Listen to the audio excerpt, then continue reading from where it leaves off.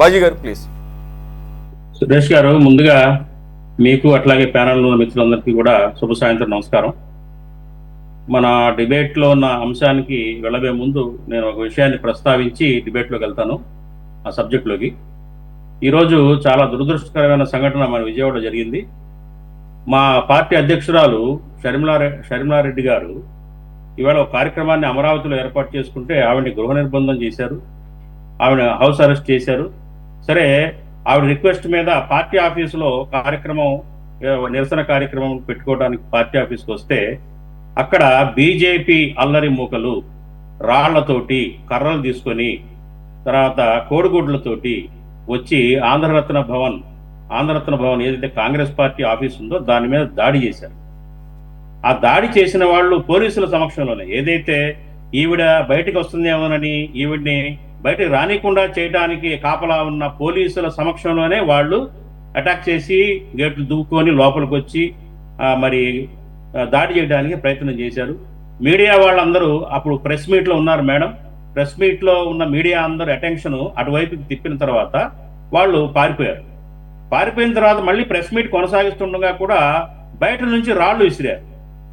ఇది చాలా హేయమైన చర్య. ఇది ఊహించనిది. బీజేపీ కార్యకర్తలు, బీజేపీ అల్లరిమూక రౌడీలు కాంగ్రెస్ పార్టీ ఒక పార్టీ ఆఫీస్ మీద దాడి చేయడాన్ని మేము తీవ్రంగా ఖండిస్తూ, దానికి నిరసనగానే ఈరోజు నేను డిబేట్లో బ్లాక్ టవల్ తోటి నేను అటెండ్ అవుతున్నాను డిబేట్లోకి. కాబట్టి కాకపోతే ఈ సంఘటన మీద చాలా అత్యంత దురదృష్టకరం ఏంటంటే ప్రభుత్వం నుంచి ఎటువంటి స్పందన లేదు.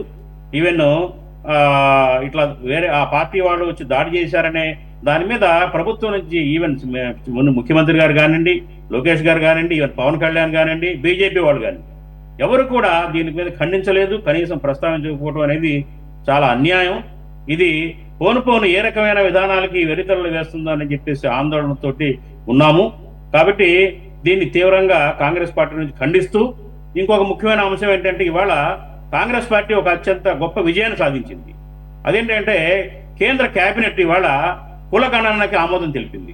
ఏదైతే మా పార్టీ రాహుల్ గాంధీ గారు ఒక లైన్ తీసుకున్నారో, గత మరి కొన్ని సంవత్సరాల నుంచి పోరాటం చేస్తున్నారు ఆయన, ఈ దేశంలో కులగణన చేయండి, 1931 తర్వాత జరగలేదు, ఓన్లీ జనాభా లెక్కలు చేస్తున్నారు కాబట్టి కులగణన చేయండి అంటే బీజేపీ వ్యతిరేకిస్తూ వచ్చింది. ఈరోజు మా డిమాండ్ని యాక్సెప్ట్ చేస్తూ, మా డిమాండ్ సహేతుకమైందని చెప్పేసి ప్రూవ్ చేస్తూ కేబినెట్ డెసిషన్ తీసుకుంది. మేము స్వాగతిస్తున్నాం, కేంద్ర కేబినెట్కి అభినందన తెలియజేస్తున్నాం. ఇకపోతే ఈ డిబేట్లోకి వచ్చేసరికి మరి మంత్రి ఆనం నారాయణ రెడ్డి గారు మాట్లాడినా, ముఖ్యమంత్రి గారు మాట్లాడినా, పవన్ కళ్యాణ్ గారు మాట్లాడినా వాళ్ళ విధానం ఎలా ఉందంటే చేతులు గాలిన తర్వాత ఆకులు పట్టుకున్నట్టు ఉంది. మొన్న ఇటీవల తిరుమల తిరుపతి ఏదైతే వైకుంఠ దర్శనానికి టికెట్లు కొనుగోలు కోసం తొక్కిసలాట్లో ఘోరం చూసాం. అప్పుడు ముఖ్యమంత్రి గారు ఏమన్నారు, మళ్ళీ ఇలాంటి చర్యలు సంఘటనలు పునరావృతం కాకుండా తగిన చర్యలు తీసుకుంటామని చెప్పేసి ప్రామిస్ చేశారు. ఆ చర్యలు ఏమైనాయి, విచారణ ఏమైంది మీకేమైనా తెలుసా? మాకైతే తెలియదు, ప్రజలకు తెలియదు, మీడియాకి ఏమైనా తెలియజేశారా? ఏం చర్యలు తీసుకున్నారు? ఆ బాధ్యులు ఎవరు? తిరుమల తిరుపతిలో రీసెంట్గా జరిగిన సంఘటన మీద ఏ విచారణ చేశారు? ఎవరిని బాధ్యులు చేశారు? బాధ్యుల మీద చర్యలు ఏం తీసుకున్నారు? ఇప్పుడు ఈ సంఘటనకు కూడా మళ్ళీ ఒక ముగ్గురితో కమిటీ వేయటం, మళ్ళీ విచారణ చేస్తామని చెప్పేసి మళ్ళీ ప్రకటనలు, ఇవన్నీ కూడా కంటి తురుపు చర్యలు తప్ప ఏమీ ప్రయోజనం లేని ప్రకటనలు. ప్రభుత్వం చాలా నిర్లక్ష్యంగా ఉంది. పుణ్యక్షేత్రాల్లో, ధార్మిక కార్యక్రమాల్లో లక్షలాది మంది అటెండ్ అవుతున్న సందర్భంలో తీసుకోవాల్సిన కనీస జాగ్రత్తలు కానీ బాధ్యత కానీ తీసుకోకుండా ప్రవర్తిస్తూ ఉంది.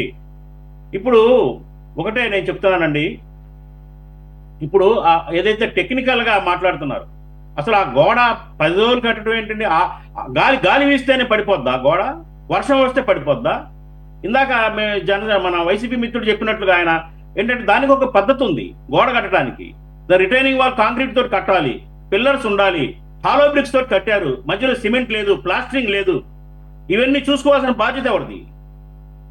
అట్లాగే 15 రోజుల క్రితం సమీక్ష నిర్వహించి ఒక బ్రహ్మరాంబ మేడంని ఒక పర్యవేక్షణ అధికారిగా నియమించారు. ఏదైతే జాయింట్ సెక్రటరీ ఎండోమెంట్స్ ఉందో ఆవిడ్ని చాలా పర్యవేక్షణలు చేశారు. ఏం లాభం అండి? ఈ గోడ ప్రమాదంగా ఉందేమో అని పరిశీలించాల్సిన బాధ్యత లేదా? కాబట్టి ఏంటంటే పూర్తిగా నిర్లక్ష్యం వహిస్తున్నారు. ఇంకొక అనుమానం ప్రజల్లో తలెత్తుతా ఉంది. ఆఫ్టర్ ఆల్ ఒక ఆలయంలో 20 అడుగుల గోడ కట్టడానికి వీళ్ళు పర్యవేక్షణ లోపిస్తే రేపు అమరావతి ఏం కడతారు? అమరావతిలో నిర్మాణాలు ఏం పర్యవేక్షిస్తారు? పెద్ద పెద్ద కట్టడాలు కట్టాలి, ఏం కడతారండి వీళ్ళు? అమరావతి నగరాన్ని నిర్మిస్తారు, ఏం పర్యవేక్షిస్తారు? మేఘా లాంటి పెద్ద సంస్థ నిర్మించిన కాళేశ్వరం ప్రాజెక్టులో కొంత భాగమే కూలిపోయింది. పర్యవేక్షణ లోపం, ప్లానింగ్ లోపం. కాబట్టి అమరావతి లాంటి ఒక ఏదైతే కృష్ణానది పరివాహక ప్రాంతంలో ఎక్కువ డెప్త్కి వెళ్లాల్సిన construction high technology, high sound technology అవసరమైన చోట ఎంతో పర్యవేక్షణ అవసరం. కాబట్టి ఇప్పుడు ఈ గోడ ఉదంతం వల్ల ఈ అమరావతి నిర్మాణం మీద కూడా ప్రజల్లో ఆందోళన స్టార్ట్ అయింది. కాబట్టి నేను గవర్నమెంట్కి ఒకటే విజ్ఞప్తి చేస్తున్నాను, మీరు సిన్సియర్గా చేయండి, ప్రజల ప్రాణాలతో చెలగాట వాడొద్దు. ఈ అమరావతి నిర్మాణం అంటే ఆషామాషి కాదు. మీరు కట్టే high rising buildings, shear wall technology తోటి హై రైజింగ్ బిల్డింగ్స్ 30 అంతస్తులు ప్లానింగ్ చేస్తున్నారు. అదంత ఆషామాషి విషయం కాదు. చాలా జాగ్రత్తగా నిర్మాణం చేయాలి, పర్యవేక్షణ ఉండాలి, చాలా టెక్నికల్గా లోతైన విశ్లేషణ తర్వాత మాత్రమే నిర్మాణం జరగాలి. ఈ గోడ మీదే వీళ్ళు చేయలేకపోతే ఇంకా ఏం చేయగలుగుతారనేది నా డౌట్, ఆందోళన వ్యక్తం చేస్తున్నాను. అట్లాగే ఏంటంటే ఇప్పుడు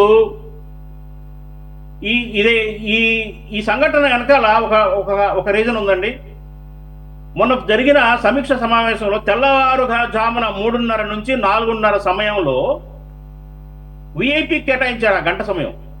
విఐపీల దర్శనం, విఐపీలు జడ్జీలు కానివ్వండి, మంత్రులు కానివ్వండి, ఎమ్మెల్యేలు ఎంపీలు కానివ్వండి, వాళ్ళకి కేటాయించారు ఆ గంట.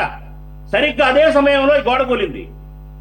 అంటే అక్కడ భద్రతా వైఫల్యం, ఎవరైతే ఉన్నారో పర్యవేక్షణకు నియమించబడిన వాళ్ళందరూ కూడా విఐపీల సేవలో తరిస్తూ ఉన్నారు. సామాన్య భక్తుల్ని గాలి కొదిలేశారు. అక్కడ తొక్కిసలాట జరిగిందా? గోడ మీద పడ్డారా? 3 అడుగుల గ్యాప్ ఉంది గోడకిను క్యూ లైన్లకి మధ్య, 3 అడుగుల గ్యాప్ ఉంది. ఈ 3 అడుగుల గ్యాప్ దాటి గోడ ఎవడి మీద పడి మరణాలు సంభవించేంత తీవ్రమైన గాయాలైన 20 అడుగుల గోడ మాత్రం 20 అడుగులు. అంటే ఏంటంటే అక్కడ టోటల్ గా భద్రతా వైఫల్యం, సెక్యూరిటీ లేదు. అక్కడ అదుపు చేసే పరిస్థితి కానీ, కంట్రోల్ చేసే పరిస్థితి కానీ లేదు. ఇంకొక విషయం ఏంటంటే అక్కడ 2 లక్షల మంది భక్తులు అంచనా వేశారు వీళ్ళు. పక్కనున్న ఛత్తీస్గఢ్, ఒడిశా నుంచి కూడా 2 లక్షల మంది వస్తారని అంచనా వేసినప్పుడు 2 లక్షల మంది భక్తులు ఏ రకమైన భద్రత ఏర్పాటు చేయాలి, ఏ రకమైన కంట్రోల్ చేయాలి వాళ్ళని? ఈ రకంగా చూడాల్సిన బాధ్యత లేదా? కాబట్టి ఏంటంటే మొన్న తిరుపతిలో జరిగింది కానివ్వండి, ఇప్పుడు ఇది కానివ్వండి, అట్లాగే పుష్కరాల సమయంలో చంద్రబాబు నాయుడు గారు పుష్కరాల సమయంలో జరిగిన ఆ ఘటన కానివ్వండి, ఇవన్నీ కూడా ఏంటంటే కేవలం ప్రభుత్వాల యొక్క అలసత్వం, నిర్లక్ష్యం. భక్తుల మీద పుణ్యక్షేత్రాలకు వచ్చే భక్తులంటే చులకన, వాళ్ళ ప్రాణాలంటే తేలిక భావం, ఇది ప్రస్ఫుటంగా కనిపిస్తా ఉంది. ఇకనైనా కానీ మానుకోండి.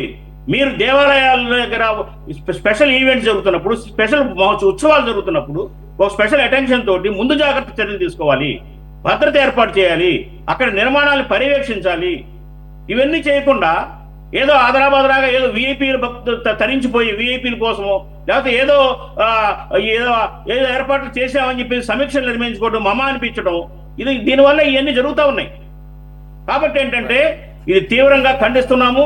చనిపోయిన వాళ్ళ ఆత్మ శాంతించాలని చెప్పేసి ఆ దేవుణ్ణి కోరుకుంటూ, గాయపడిన వాళ్ళు త్వరగా కోలుకోవాలని చెప్పేసి మా కాంగ్రెస్ పార్టీ నుంచి మేము దేవుణ్ణి ప్రార్థిస్తా ఉన్నామండి.